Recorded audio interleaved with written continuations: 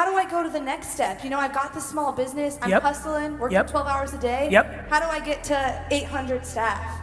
Is that what you want? I want to, yeah. I picture, my company is called Talk Fast Social. I picture a TFS on a building every day and I work for it. Love it. So how old are you? I'm 26. Good, all right. Step number 1.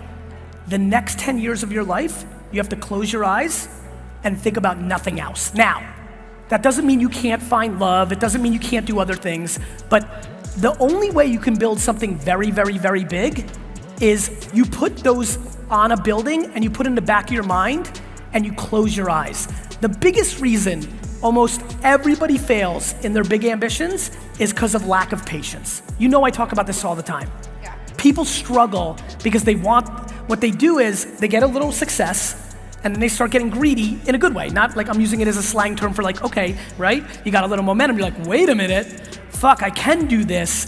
And then people start getting greedy and they overextend themselves because they're rushing so fast to do, like, people like literally say things to me like, I gotta do 5 million or I gotta put my name on a building. They make up these things, like the Jets thing. The Jets thing is not even real for me. I've talked about it a little bit. I desperately want to buy the Jets because I think I'm more likely to win a Super Bowl for them than any other way, right? But the chase of trying to buy them is what gets me off, not getting it. I've forever in my life have never needed anything. Not a certain dollar amount, not some vision of the building. And I'm not saying that's what you know what I mean?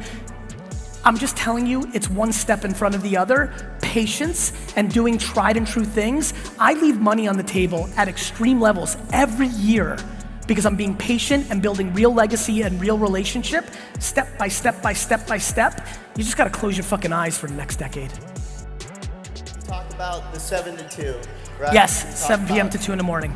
Yep. And I just kind of want to know, because I know you're trying to be, you know, that Jets owner. Yes. By the way, Woody Johnson doesn't have shit on you. That's for damn sure.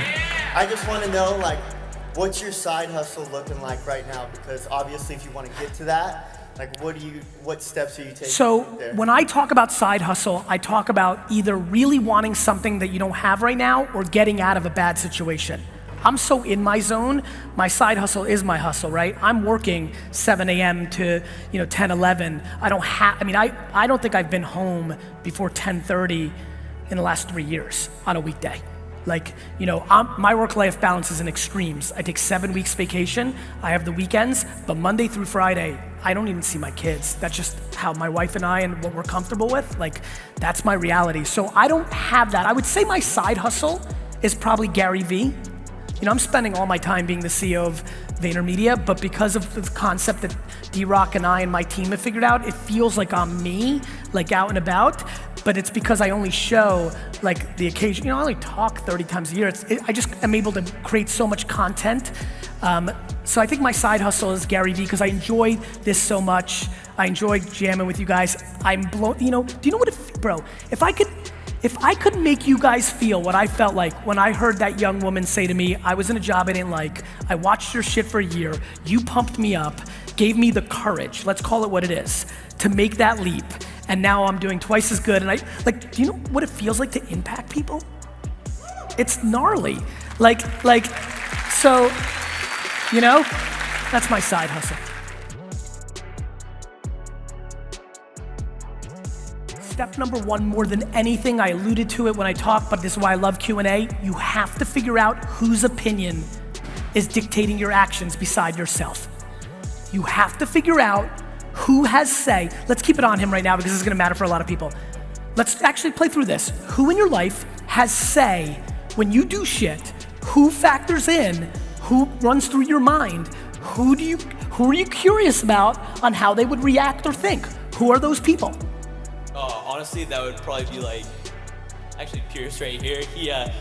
Pierce, if you saw the viral viral picture, he was the one that was praying. He's a very good friend of mine. So Pierce's opinion matters? Absolutely. Good. Who else? My girlfriend and my parents and my sister. Great.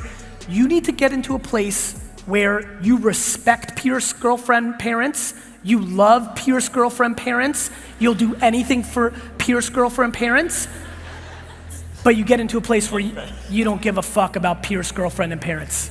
And listen, Like, I don't know, you know, it's pulling so hard from opposite directions.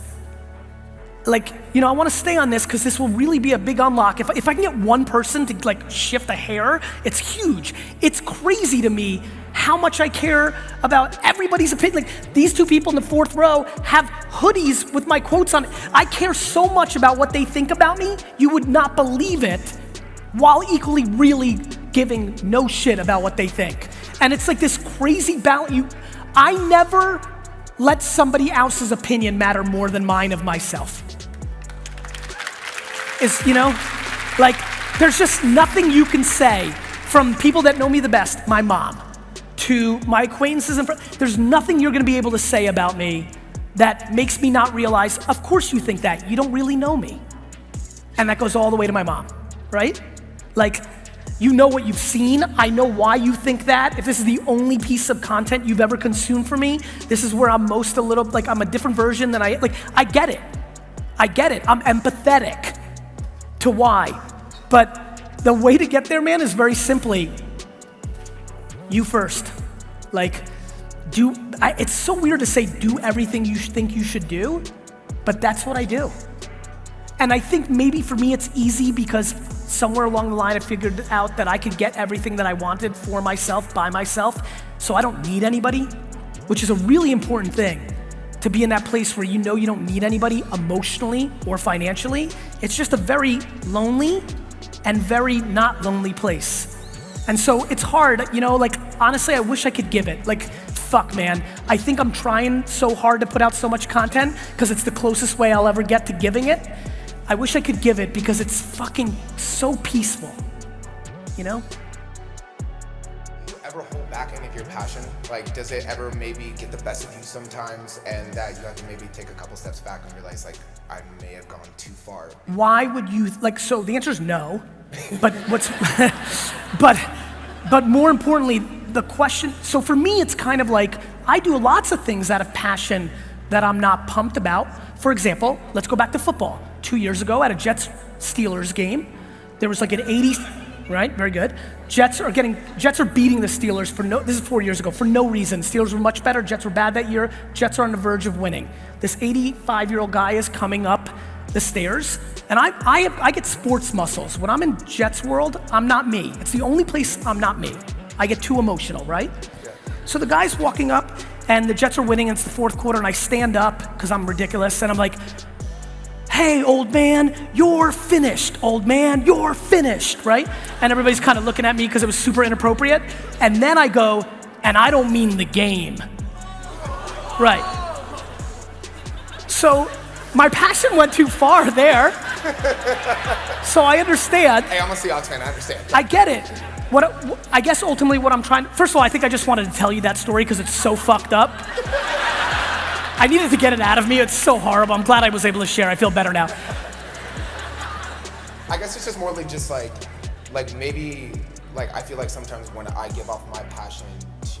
It makes people creep out? Yeah, kind of, yeah. Yeah. I like creep people out and stuff, or basically scare the shit out of them just because I give so much off. Bro, honestly, as long as you're coming from a good place, so I do the same thing. I curse, I've got tons of, but I'm coming from such a good place that I'm not trying to impose any negativity. As long as your passion's coming from a good place and it's not a shtick because you think it's helping you and it's an act and it's not trying to do something that's bad for them, you're fucking good. Let the chips fall.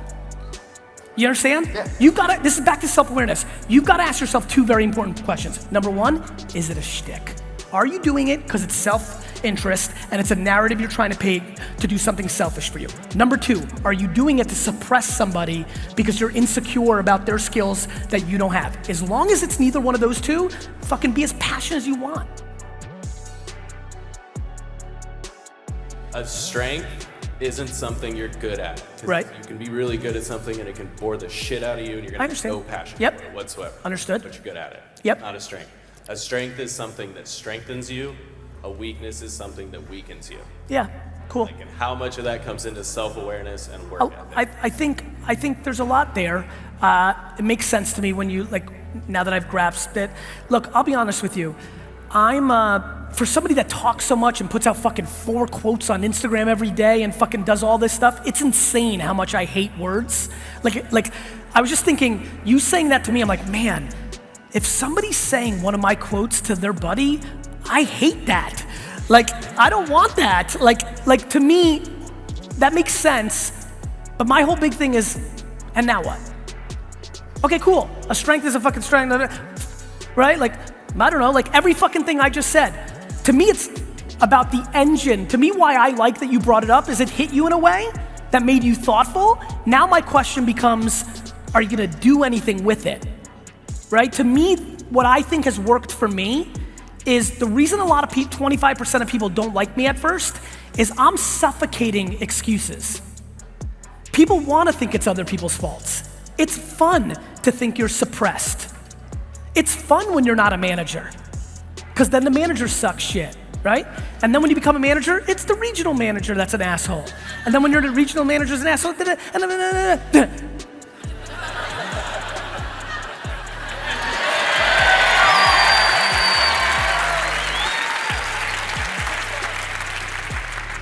but who does he get to blame? And the answer is nobody, at least for this organization, or like many CEOs that I've met, my mom did this, or here's the thing. To me, I just hope it inspires you to do it. If it broke an insight to you to make you do something differently that then tastes better, that's all I want. The reason I try to suffocate excuses is because it's the thing that holds everybody down, right? It's the thing that you can rely on when you don't want to work 15 hours a day. It's the thing that you can rely on when it's hard, or it's painful, or you can't figure it out, or and so, yeah, it sounds awesome, and what is most interesting to me is it meant something to you. Now, I'd rather you not care about my opinion on it. That person, I want you to internalize it and go do something with it.